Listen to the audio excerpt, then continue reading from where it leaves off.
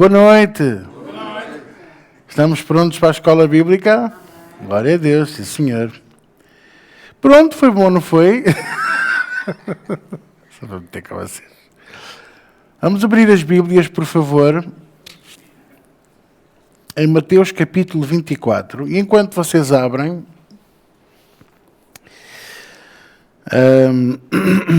eu quero falar um bocadinho hoje acerca de como enfrentar os últimos tempos. Eu acho que é um tema, vamos lá ver se eu não vou prolongá-lo por mais uma ou duas chuvas, Senhor diz. Ei, a boca fala do que o coração está cheio. Eu só falo da chuva Senhor, só penso na chuva Senhor. A pessoa está a tomar banho e está a pensar na chuva Senhor, está-se a vestir e quase que só visto as cores da chuva Senhor. É, chuva Senhor para a frente e para trás. O que é jantar? Chuva Senhor. Queres carne ou peixe? Chuva Senhor. Glória a Deus.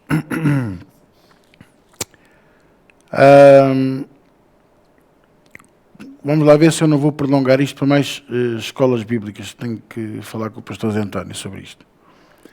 Mas o que é certo é que é um tema muito interessante. Como enfrentar o futuro, o final dos tempos. Como enfrentar o final dos tempos é ainda melhor.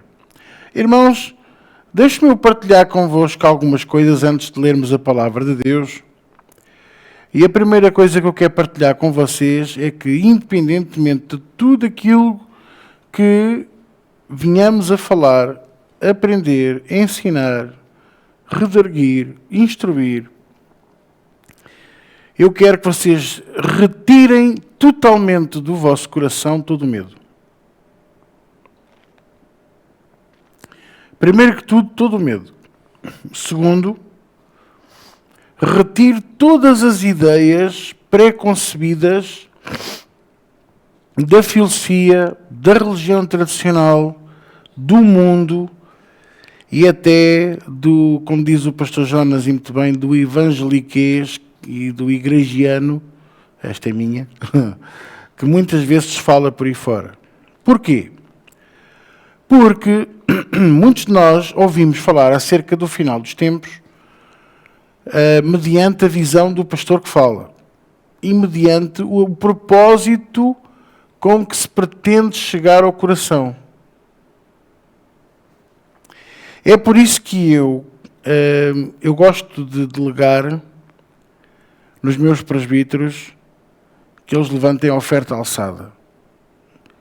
Porque a maneira como eles falam é muito mais leve, é muito mais direta, é muito mais singela do que qualquer outro pastor, inclusive eu.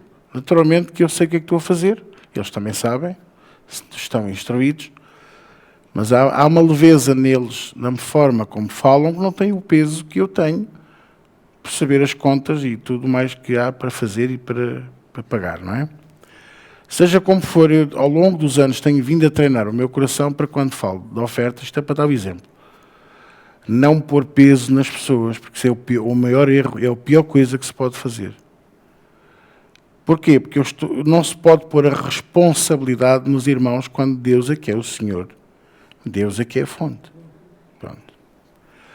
Relativamente ao final dos tempos é a mesma coisa. Eu não posso falar de maneira a pôr medo ou a instruir os corações para levá-los a fazer algo que eu pretendo. Durante anos eu ouvi falar sobre o final dos tempos. Temos que estar a servir, porque a Bíblia diz, ai daquele que não estiver a servir, quando o Senhor vier buscar a sua igreja. E qual é o conceito de serviço? Quem é que definiu que o conceito de serviço tem que ser o Ministério de Socorros?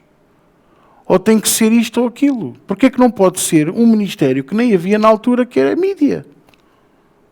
Os média, o vídeo, o som, todas as coisas, os cartazes, não é? Todo o trabalho de arte que é feito pela Célia, outras vezes por outras pessoas que a gente pede ajuda. Mas percebem? E por que não? Isso não é serviço. Estar à porta a receber pessoas não é serviço. Estar no café, a servir cafés aos irmãos, a pôr um folhado de salsicha na outra mão, um croquete, não é servir a Deus, é servir a Deus. Porquê? Porque é que é servir a Deus? Porque eu estou a servir ao próximo. O serviço a Deus é mais... Olha o que eu vou dizer. Se calhar isto vai-vos chocar. Servir a Deus é muito mais próximo do bom samaritano do que de Marta e Maria. Quando Jesus foi à casa de Marta, Maria ficou a ouvi-lo enquanto ele ministrava a palavra, enquanto a Marta preparava o jantar. E foi ter com Jesus zangada. Foi ela que recebeu Jesus. A casa era dela.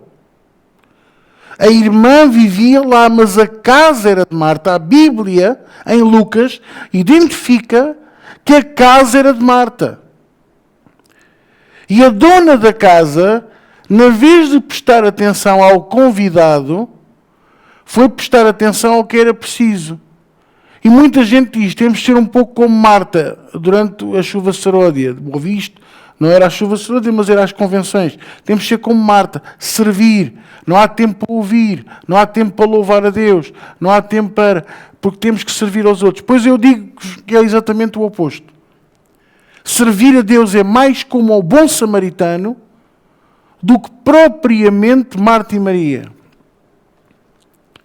Porque o bom samaritano era estrangeiro, e nós somos estrangeiros nesta terra. E estendeu a mão a um inimigo.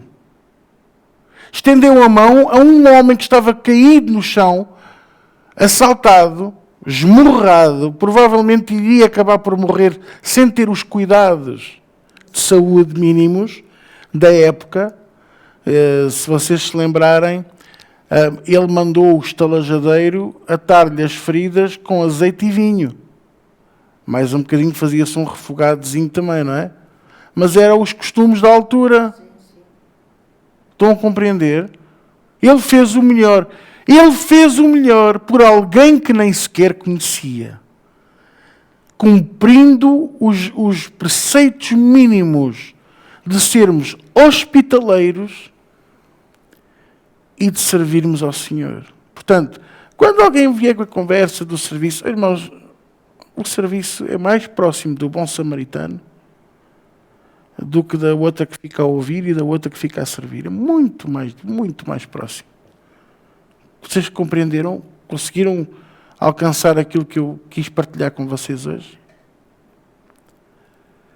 E com relação ao final dos tempos é exatamente a mesma coisa, irmãos.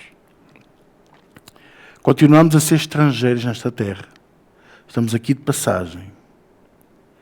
E é por isso que eu vos digo, mais do que nunca, não deixem que nada desta terra vos prenda. Podemos ter uma boa casa. E digo-vos, não tem mal nenhum. Eu dou glórias a Deus. Se vocês têm uma boa casa. E se não têm, acreditem que eu sou o primeiro a pedir ao Senhor. Dá-lhes uma boa casa. Toda a gente deveria ter uma boa casa. É o mínimo. É o mínimo. Ok? E depois fazemos o resto. Trabalhamos para ter água, para ter luz, para ter comida. Não comemos carne todos os dias, comemos ovo. Irmãos, eu digo-vos, eu não como carne todos os dias. Eu nem gosto de comer carne todos os dias.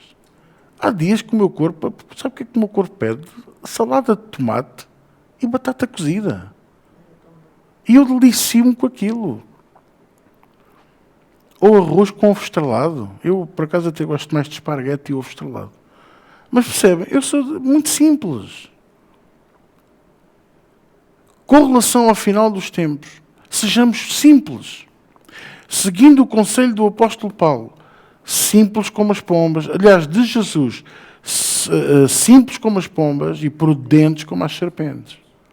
Estamos sempre atentos.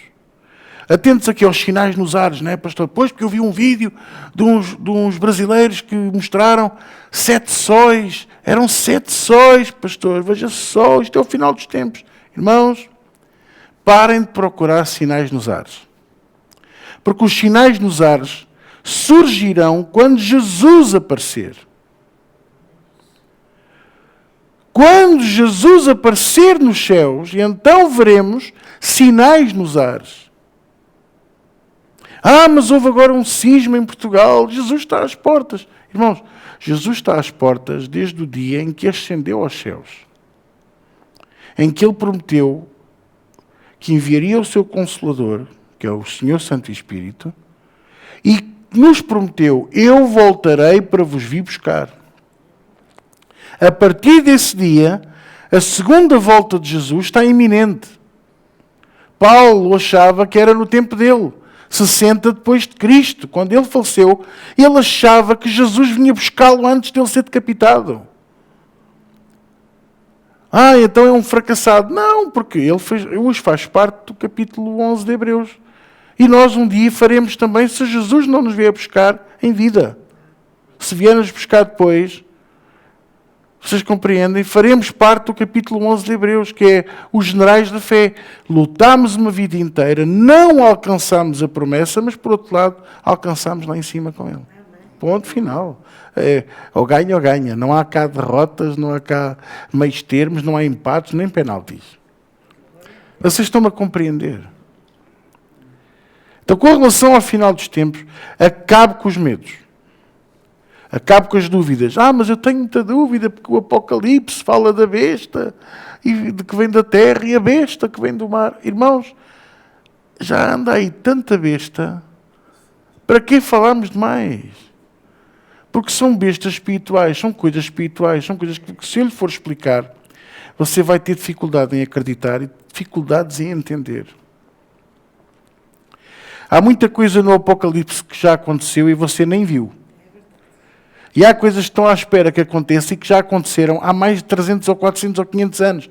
Porque aquilo, enquanto João via, o João viu o desenrolar da história de 2000 e tal anos. Sabe-se lá quantos mais ainda há. E não interessa quantos há. Porque por mim Jesus pode vir esta noite. E ninguém fica à porta da igreja no domingo à espera se Jesus nos vier buscar esta noite. Eu espero vos ver a todos lá em cima comigo. Vocês estão a compreender? Portanto, Jesus deixou-nos o capítulo 24 de Mateus, que é chamado o sermão profético, o sermão da montanha. E fala do princípio das dores, fala de uma quantidade de coisas, fala de sinais, fala de muita coisa.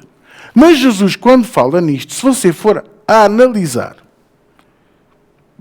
volta a dizer, sem a doutrina evangélica, sem a doutrina católica, sem filosofias, sem nada, vai haver a história do homem apenas, e você vai perceber que aquilo que Jesus fala aqui é desde o dia em que ele ascendeu aos céus. Desde o dia que ele ascendeu aos céus, que os próprios cristãos estavam lá naquela fortaleza tremenda da Judeia, que era no topo da montanha, que para lá chegar só havia um caminho e por isso todos os tentaram conquistar aquela terra, nunca conseguiram. Não me recordo agora do nome, mas eu vou chegar lá, porque a minha memória é muito boa, mas às vezes estou focado noutras coisas. Mas eu lembro perfeitamente do nome dessa terra.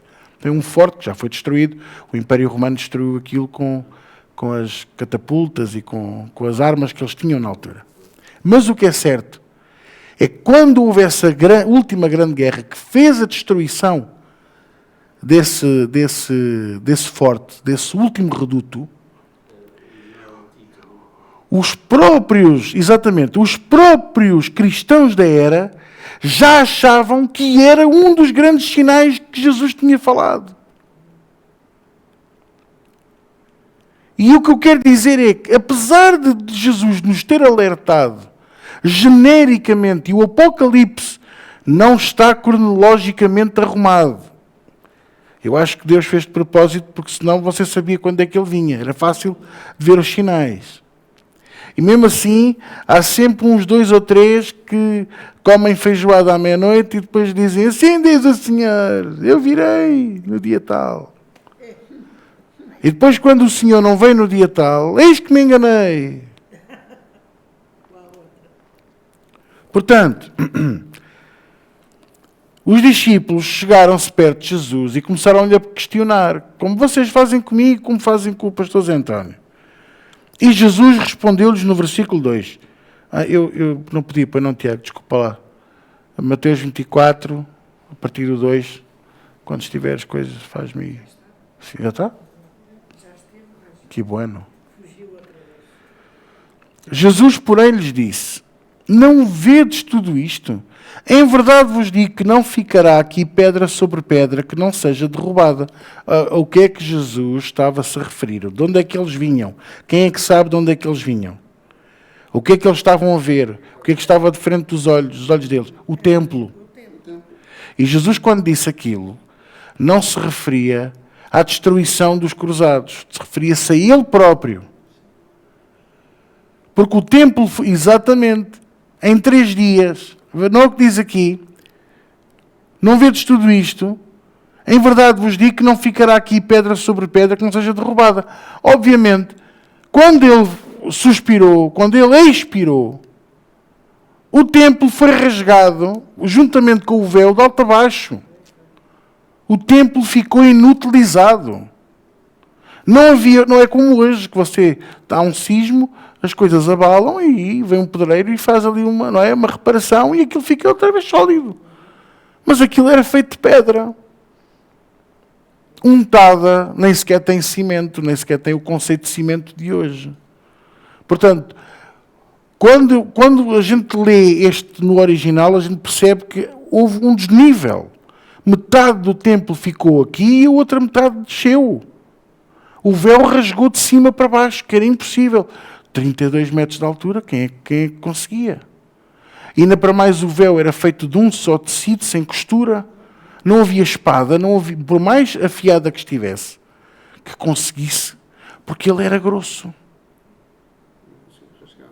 Era impossível rasgar. Só Deus o podia fazer. E Deus fê-lo apenas com uma lágrima. Uma gota. Já imaginou? Uma gota de lágrima a cair do olho de Deus ia provocar tudo isto na terra? Porque o seu filho morreu por nós, sem que nós merecêssemos a morte dele. E sem que ele merecesse pagar tudo o que pagou por mim e por si. E ele não pôde intervir, porque era o preço necessário do Cordeiro para ser o Cordeiro eterno. E depois ele falava de Jerusalém, não ficará pedra sobre pedra. Os discípulos devem ter ficado chocados. Estando assentado no Monte das Oliveiras, é o versículo 3, chegaram-se a ele os seus discípulos. Portanto, isto já depois do templo, juntaram-se a ele no Monte das Oliveiras, ainda mais próximo, ainda mais em particular, os 12, dizendo, diz-nos quando serão estas coisas e que sinal haverá da tua vinda e do fim do mundo. Porquê? Porque eles começaram a pensar, espera aí, então se isto não vai ficar pedra sobre pedra, como é que vai ser a minha família? Eu moro aqui, eu não moro em Samaria, eu não moro em Nazaré, eu moro aqui. Porque se isto é uma coisa para acontecer daqui a 2, 3 anos, eu vou agarrar na Maria e nos miúdos, e Zuca, vamos viver para o Mar Morto, vamos viver para outra zona qualquer.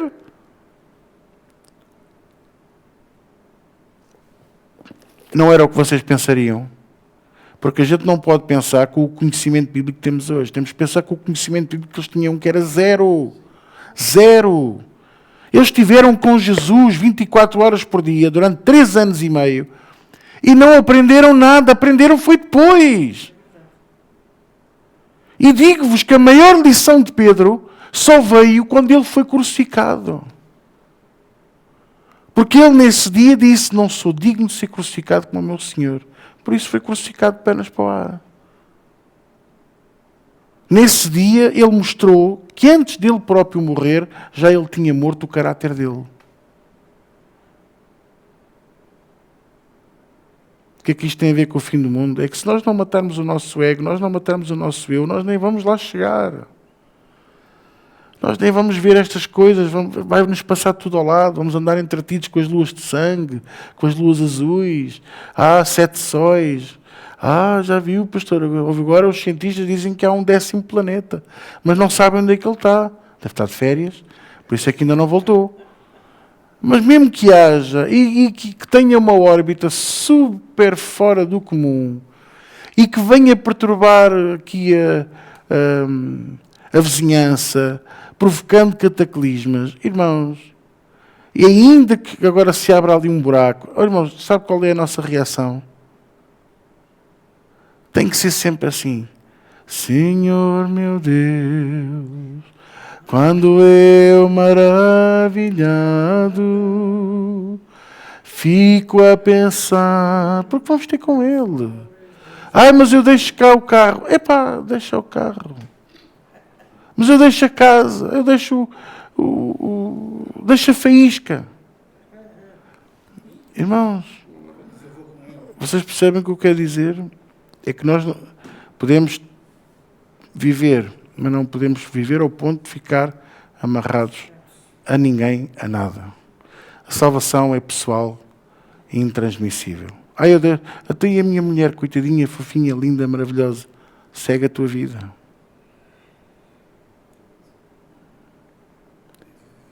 Ok?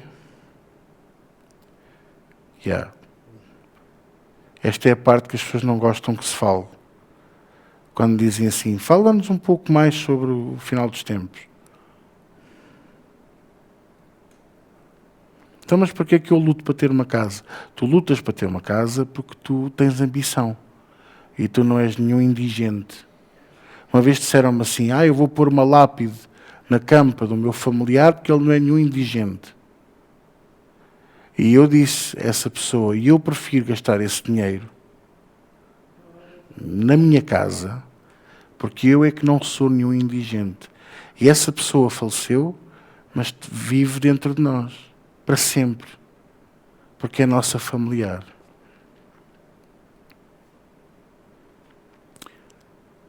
Bom, mais. Estando assentado no Monte das Oliveiras, é o versículo 3, chegaram-se a ele os seus discípulos em particular, dizendo, diz-nos quando serão estas coisas e que sinal haverá da tua vinda e do fim do mundo. E Jesus respondendo disse-lhes, os sinais da minha vinda vão ser estes, 2 pontos. É isto que diz? É isto que eu quero que você entenda, é que Jesus prefere dar-nos algo melhor, que é dizer assim, acautelai-vos que ninguém vos engane. Eu imagino, se eu estivesse lá, eu dizia assim, desembucha, quais são os sinais da tua vinda? E ele vira-se para mim e devia dizer, cala-te, que ninguém te engane. Abre os olhos, desperta o teu coração, para que ninguém te engane. Busca-me e lê a minha palavra, para que ninguém venha com doutrinas falsas, para que ninguém te engane. Para que não venham vender frasquinhos de óleo na igreja, nem água. Para que não venham com a história da... Agora vende-se a maçã, vende-se o fruto de Eva, aos bocadinhos. 5.000 reais, isto é no Brasil, por cada bocadinho, se for a maçã inteira, 100.000 reais. O problema é que há quem compre. Há um pastor muito conceituado no Brasil, cujo primeiro nome é Silas. E agora apresentou o cardápio das ofertas. Ele precisa de 10 pessoas que deem 1 milhão de reais. E precisa de 100 pessoas que deem meio milhão de reais. 1.000 pessoas que deem 100.000. E vai baixando. E vai aumentando o número de pessoas. Aquilo tem um objetivo. Deve haver um avião novo para comprar, ou deve haver uma quinta nova para comprar. Porque não é para o Evangelho. Ou então é para já com outras ideias, porque ele está com a ideia de ser o vice-presidente do Brasil quando o Bolsonaro for às eleições, que é preciso que elas ganhem outra vez, mas pronto. É que Deus ainda é o Senhor. Deus ainda é o Senhor. E às vezes as pessoas dizem assim, eu não percebo como é que este fulano ganhou as eleições nos Estados Unidos, ou no Brasil, ou até como é que estes ganharam em Portugal. Às vezes Deus tem que nos dar os maus, que é para a gente dar valor aos bons. Deus fez isso com os reis. Não davam valor aos bons e Deus punha-lhes um rei mau, para ver se se lembravam dele. Mas nem assim se lembraram dele. Continuando. Acautelai-vos que ninguém vos engane, porque muitos virão em meu nome dizendo, eu sou o Cristo, e enganarão a muitos. Anda aí um fulano a dizer que é o Elias, renascido, que é o Elias ressurgido. Eu sou uma das oliveiras que estão descritas no Apocalipse. As duas oliveiras, as duas testemunhas. Eu vou travar Satanás. Eu sou o maior, eu sou o campeão do pedaço. É um falso profeta. Que se acha o campeão. Há muita gente que acredita, muita gente, até mesmo aqui em Portugal, que já vai com 4 ou 5 igrejas, esse fulano. Mas é isto que me deixa espantado. Mas Jesus alertou-nos. Jesus foi o próprio a falar isto connosco e a dizer que ninguém vos engane. Cuidado, a alertar-nos. Porque muitos virão, versículo 5, em meu nome, dizendo eu sou o Cristo. Enganarão a muitos. E ouvireis de guerras e rumores de guerras. Olhai, não vos assusteis, porque é mister, é necessário, é importante que isto tudo aconteça, mas ainda não é o fim. Nesta altura os discípulos já deviam estar a espumar pela boca, tipo, a gente pede os sinais da tua vinda e tu estás a dizer isto para quê? Porque eles não perceberam que os sinais da sua vinda são estes. E os sinais da vinda de Jesus começaram no dia em que ele ascendeu aos céus. Logo veio um anjo dizer, varões, não fiquem a olhar para os céus. E fazer a obra do Senhor, e trabalhar, e fazer o que é necessário. Logo nesse dia começou. Ouvireis de guerras e rumores de guerras. Quantas vezes a gente não ouve falar de uma guerra nuclear iminente? Eu quero lá saber se vai haver, se não vai haver. E provavelmente vai haver. E eu às vezes, eu sei que eu pareço irresponsável ao falar assim. Mas sabe porquê que eu sou irresponsável? Porque eu sou peregrino nesta terra. Eu não sou daqui. Eu quero saber das coisas que são de cima. Vocês estão-me a compreender? Nós temos que saber do que é que vem de cima. Claro que trabalhamos, temos negócios, temos de dar o melhor pelo nosso negócio. Porque se o Senhor nos deu essa capacidade é porque há um propósito em nós e na nossa família para isso. Agora, somos peregrinos nesta terra. E vai haver muita gente a querer nos enganar. Acautelai-vos que ninguém vos engane. Dê assim um toquezinho no seu irmão e diga-lhe ele, pá, que ninguém te engane. Mas você disse-lhe pá? Você disse-lhe pá? Era para dizer pá, que ninguém te engane. Versículo 6. Ouvireis de guerras e de rumores de guerras. E depois Jesus diz assim, mas ainda assim, se forem guerras nucleares, mas não é isso que diz, para não. Olha, não vos assusteis. Olhai, não vos assusteis. Porque é necessário que isto tudo aconteça, mas não é o fim. Porque se levantará nação contra nação, não é países contra países. E aqui é que está o outro erro. Nação, etnos. Do grego, etnos. Esta parte, o Novo Testamento foi escrito em grego. Etnos. Etnos significa etnias. E nós já vemos isso. A primeira grande guerra das etnias que eu conheço da história é os turcos e os libaneses. E onde é que isso fica? No coração da terra. Na zona principal do Médio Oriente. Ali coladinho com a zona do Iraque, onde estava o Jardim do Éden. Não é impressionante?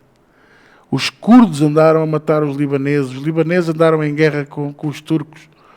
Os sírios andam ali à porrada com os iranianos à guerra com Israel, com a Palestina. Guerras e rumores de guerras. As invasões do Egito e as invasões provocadas pelo Egito. As guerras da Somália e da Etiópia que provocaram que hoje sejam autênticos desertos. A Primeira e a Segunda Guerra Mundial. A guerra em Sarajevo. Etnias. Houve limpeza étnica, mataram povos por ser de uma etnia diferente dos que lá haviam na antiga Jugoslávia. O Império Austro-Húngaro não andavam a matar os húngaros porque não os queriam. E depois dentro da própria Hungria e ao lado da República Checa, na altura Checoslováquia, não tiveram que se dividir as duas nações. Porque andavam em guerra umas com as outras. Oh, irmãos, Jesus falou nisto tudo. E vocês dizem assim, mas isso já foi há tantos anos. Mas quem é que diz? Quem é que diz que tem que acontecer agora? Isto já acontece há anos. O fim da União Soviética é uma prova daquilo que eu estou a falar. O muro caiu em 1990, a União Soviética entrou na falência política e social em 1990, mas ainda hoje está de pé, está mascarada. Chama-se Rússia, e chama-se Ucrânia, e chama-se as outras antigas repúblicas. Todas elas prestam tributo a Moscou ainda.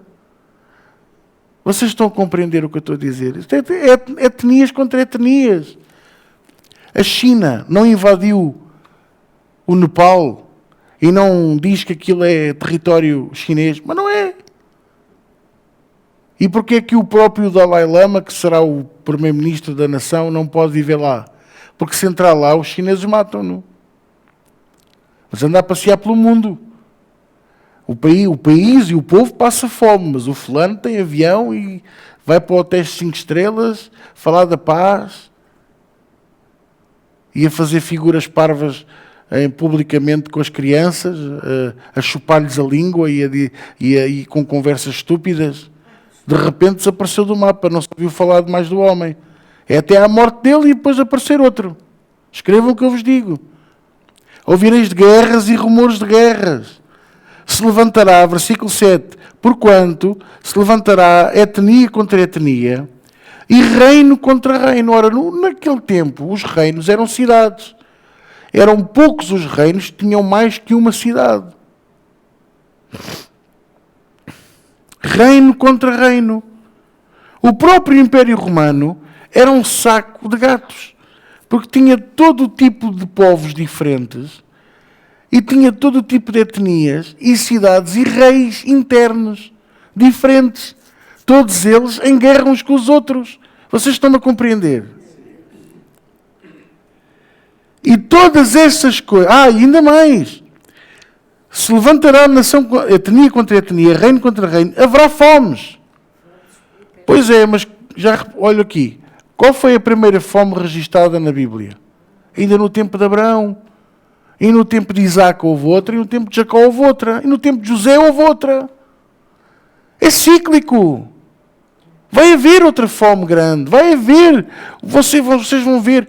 Vai haver uma crise nos cereais. O pão vai custar tanto quanto um quilo de bifes.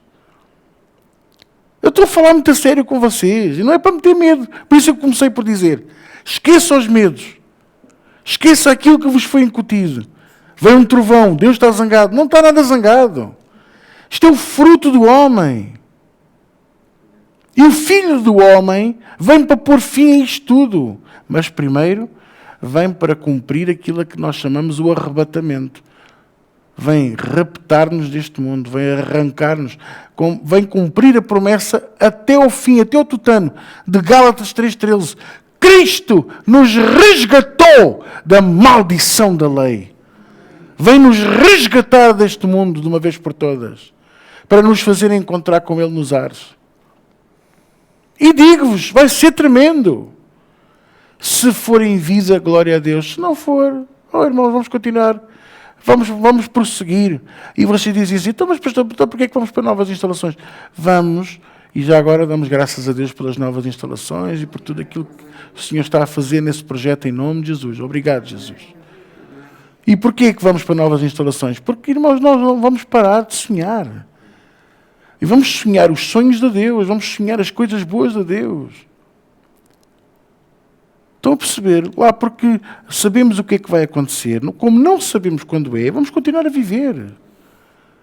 E por isso a Bíblia, logo no fim, no capítulo 22, arremata de uma maneira tremenda, que é, quem está sujo, suje-se mais ainda. Mas quem está limpo, limpe-se mais ainda. Porquê? Que é para nos lembrar que nós temos que continuar a nossa caminhada. Como não sabemos quando é, e que também ainda bem que não sabemos, porque senão no dia anterior era aí toda a gente a vir à igreja a arrepender-se deste mundo e do outro. Iria o mundo inteiro, até o Hitler ressuscitava para vir se arrepender e ir para o céu. E o Napoleão e todos os outros, não é? Mas não, como ninguém sabe, e se nem Jesus sabe, ele está à espera que o Pai diga, esta é a hora, este é o momento. Então ele vem nos buscar. Eu costumo pedir ao Senhor, não me deixes provar a morte, que eu possa ver o arrebatamento e subir contigo. Isso quer dizer que vocês vão subir comigo também. Portanto, se for da vontade de Deus, glória a Deus. Se não for, será quando partirmos na hora que está destinada e predestinada a cada um de nós. E aí, olha, depois podem cremar, cromar, o que quiserem, que não me interessa. Pôr as cinzas aí na horta, as cinzas diz que ajuda a pôr, não é?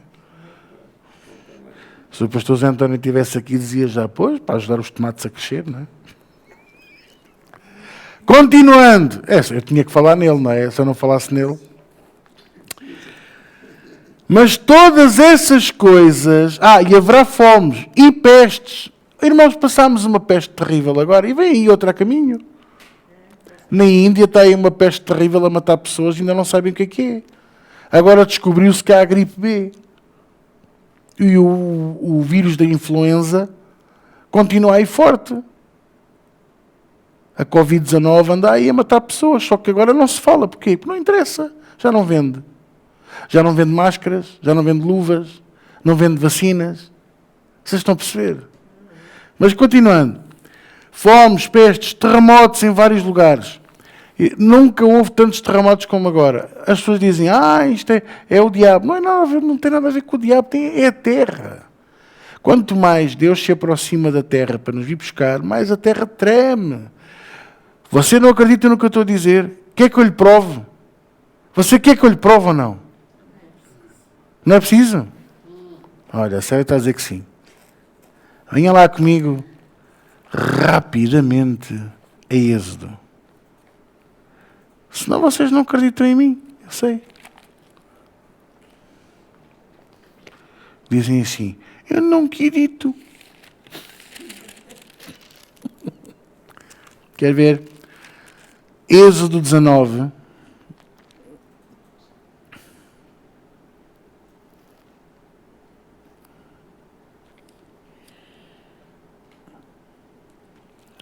Olha aí, quando o Senhor disse a Moisés que iria descer ao Monte Sinai para falar com ele. Quer ver? Olha aí.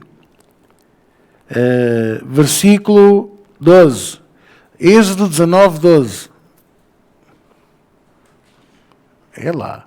Marcarás limites ao povo em redor do monte, dizendo, guardai-vos, não subais ao monte, nem toqueis o seu termo. Todo aquele que tocar o monte certamente morrerá.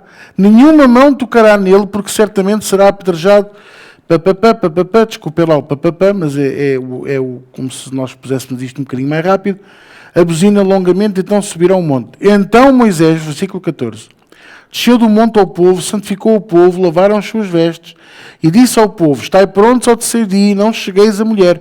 Aconteceu ao terceiro dia, ao amanhecer, que houve trovões, relâmpagos sobre o monte, e uma espessa nuvem, e um som de buzina muito forte, de maneira que estremeceu todo o povo que estava no arraial. Quando o Senhor se aproxima, a natureza treme e geme. Olhem o versículo 18. E todo o monte Sinai fumegava, porque o Senhor descera sobre ele em fogo. E o seu fumo, a sua nuvem, subia como fumaça de um forno. E todo o monte tremia grandemente. E podem dizer assim, estava em erupção. Onde é que está a lava?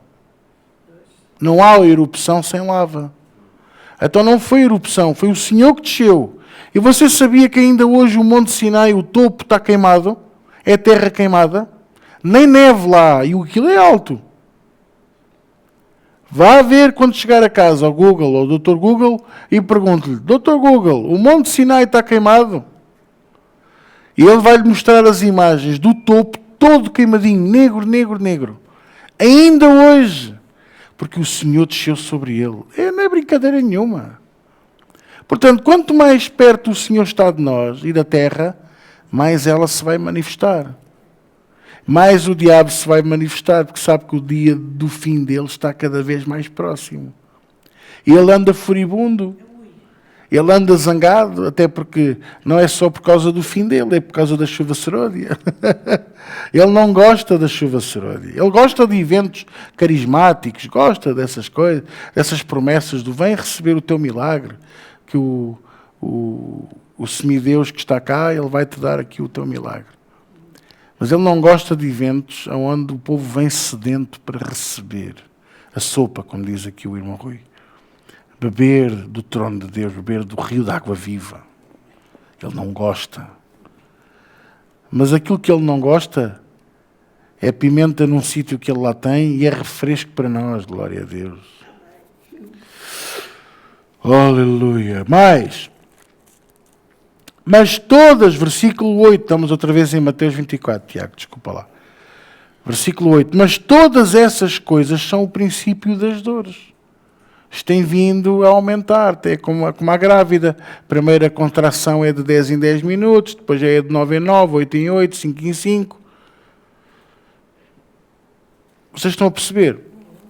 Depois, diz assim, a parte que muitos não falam.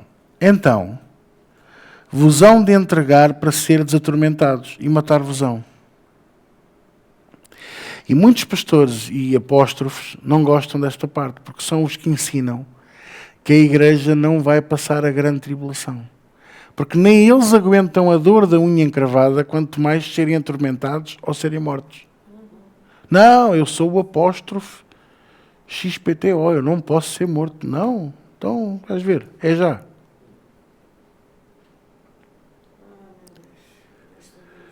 Mas também não, eu não sou...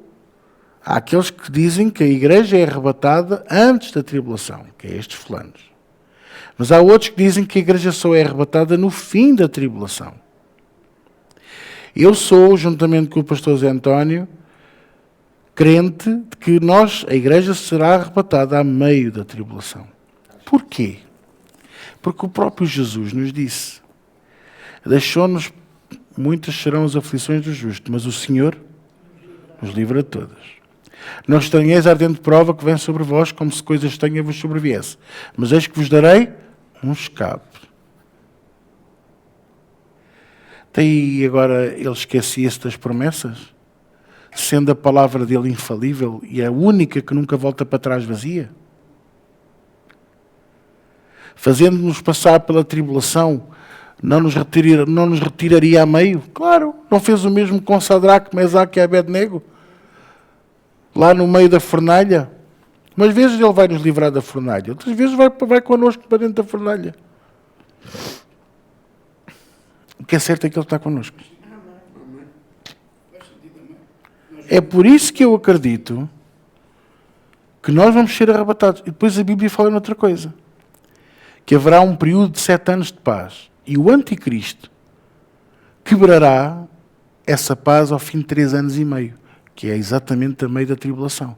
A paz em Jerusalém fará de grande tribulação contra o cristão.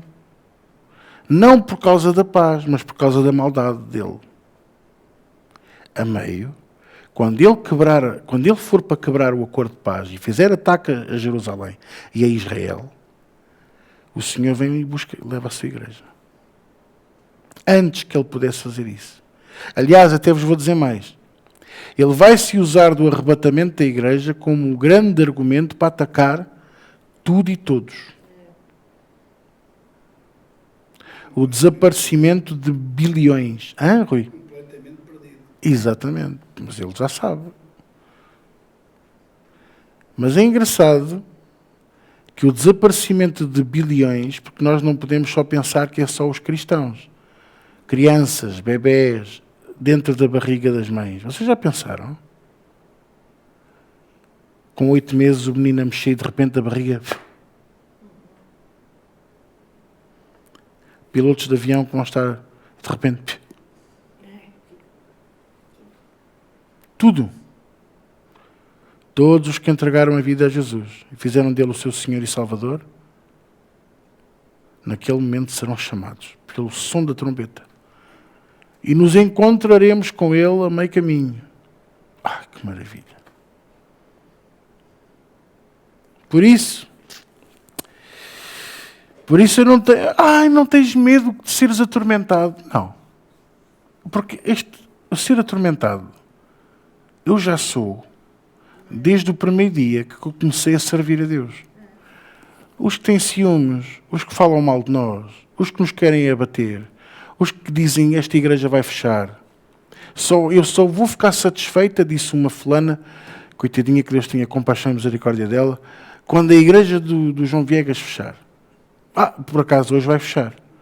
No fim da escola bíblica, que daqui a um bocadinho vamos fechar. Mas abrimos domingo outra vez. Quer, a não ser que ele venha buscar a igreja de noite, não é?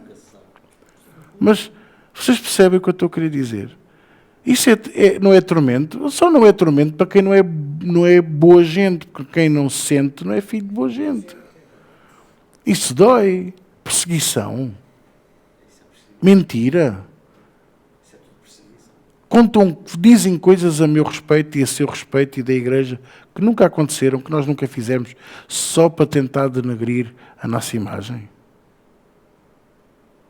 Glória a Deus que fizeram a mesma coisa com Jesus. Por isso, eu não sou digno de calçar as alparcas do meu mestre. Mas ele achou-me digno de ser participante das mentiras, das chicotadas, das traições, de todos os maus tratos que ele foi alvo. Portanto, glória a Deus.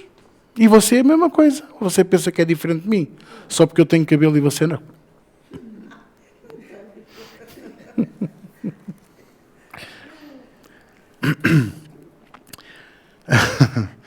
Porque olha o que é que diz aqui. Ando-vos entregar para seres atormentados, matar-vos-ão. Sereis odiados de todas as gentes por causa do meu nome. Nesse tempo, muitos serão escandalizados e trair-se-ão uns aos outros, e uns aos outros se aborrecerão. E surgirão muitos falsos profetas e enganarão a muitos. E por se multiplicar a iniquidade, o amor de muitos esfriará. No original diz, o amor de quase todos. Agora, olha uma coisa, o amor esfriar não quer dizer a perda da salvação. Eu vou-vos dizer o que é que significa. Significa que a pessoa começa a não acreditar que o irmão está a sofrer. Porque pensa, isto é um esquema, ele quer me enganar.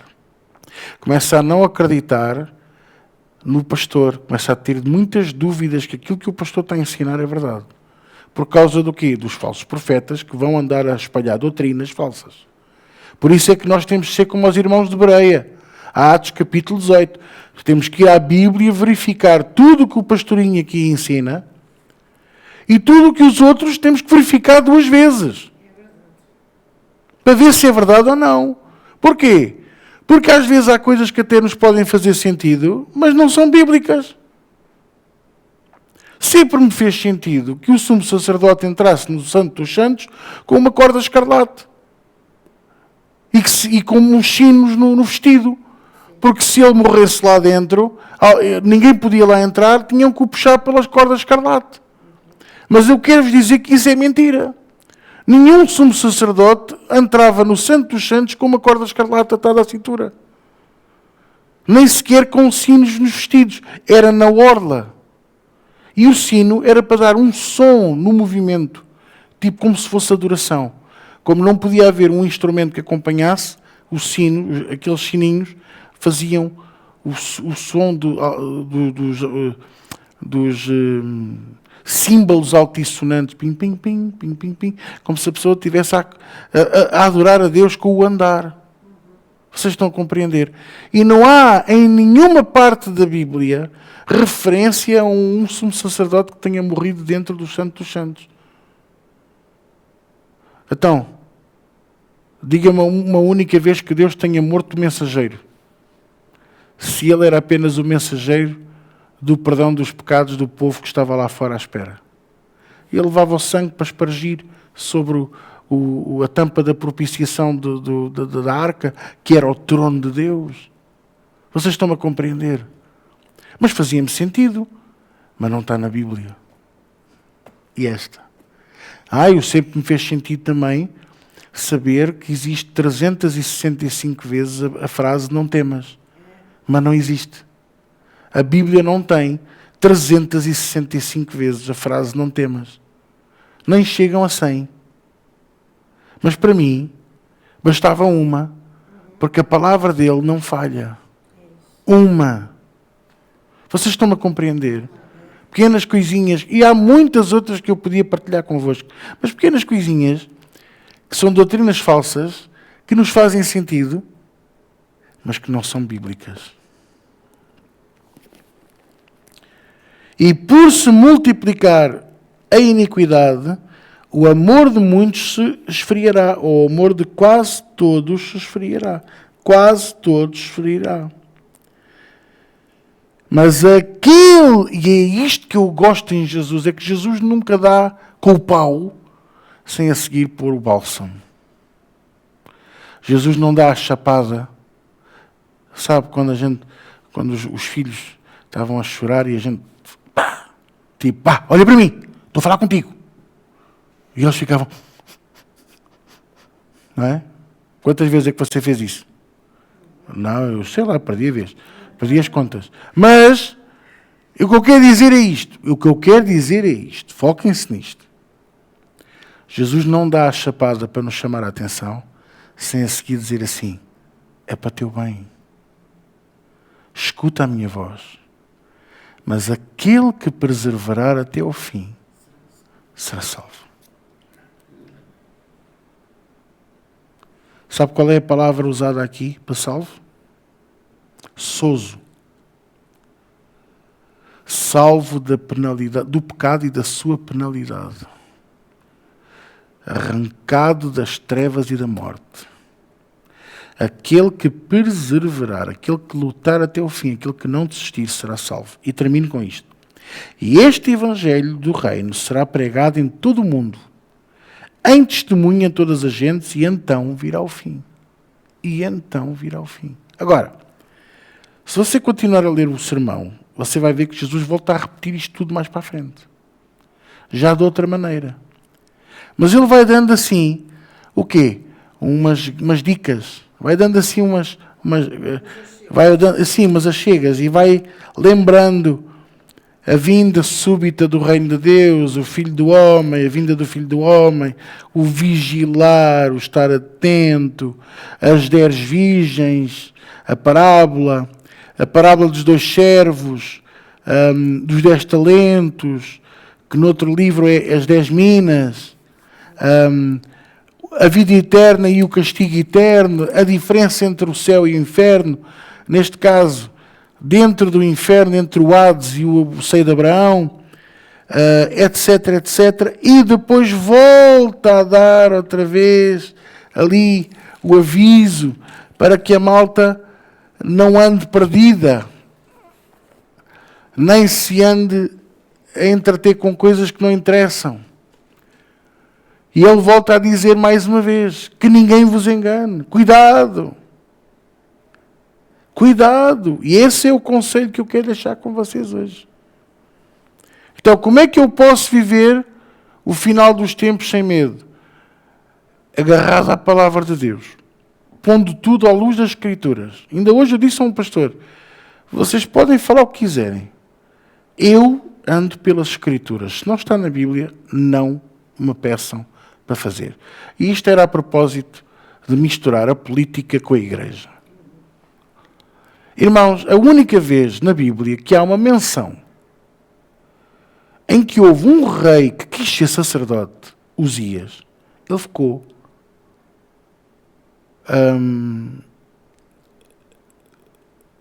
aquela doença que não tem cura, lepra, ficou leproso. Muito obrigado. Porquê? Porque ele era um rei que o povo gostava muito, Deus gostava dele, ele era obediente, fez grandes coisas, era um bom rei, ou seja, era um bom político, mas depois quis ser sacerdote. E esse é outro. E Uzias não pediu conselho ao sacerdote e foi oferecer sacrifício. E o sacerdote, ao vê-lo no templo a oferecer sacrifício, disse: o que é que estás a fazer? Isso é o meu papel. Mas eu sou o rei.